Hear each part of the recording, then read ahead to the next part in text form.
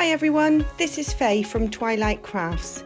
This is a process video showing how I made 2 Lavinia Stamps cards using distress oxides and distress inks. So for this project I used some cardio stamps and some Lavinia stamps along with VersaFine black ink, some distress oxides, Nouveau drops and stickles. So I started by creating a mask using a post-it note that is sticky on the back and then placing it onto the Gelli plate. I used 3 types of distress oxide, pink, lilac and blue, and blended them together onto the Gelli plate.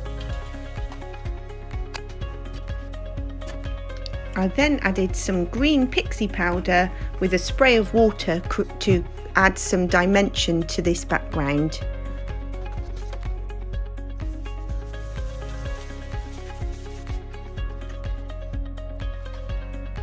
To make the second print, I used the inks already left on the Gelli plate, added some more distress oxides and kept the circle mask in place for the second lift.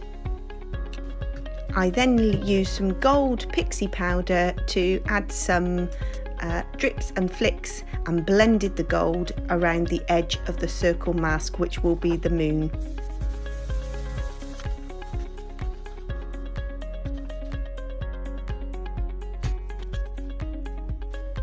So for the third print, I placed a new circle mask onto the Gelli plate and used a blending tool to add some distress oxides.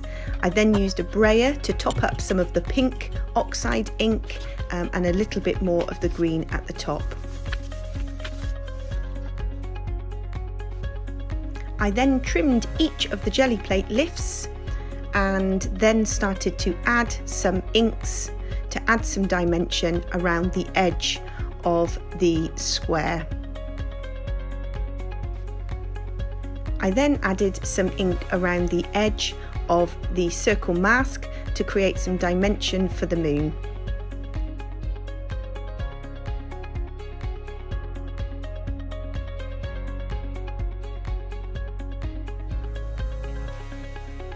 So when I'm printing the Lavinia stamp fairy, I like to use the TIM stamping platform and stamp several times to get a really crisp, dark image.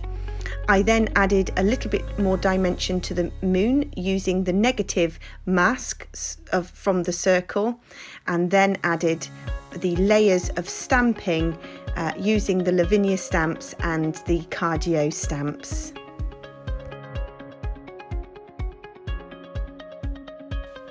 Here I went back in to add some darker blue and darker pink distress inks to just add further depth to the image, and then added some extra effects using some pearl white Nouveau drops and some stickles. So thanks for watching everyone. You can find our distress oxides at our website twilightcrafts.co.uk.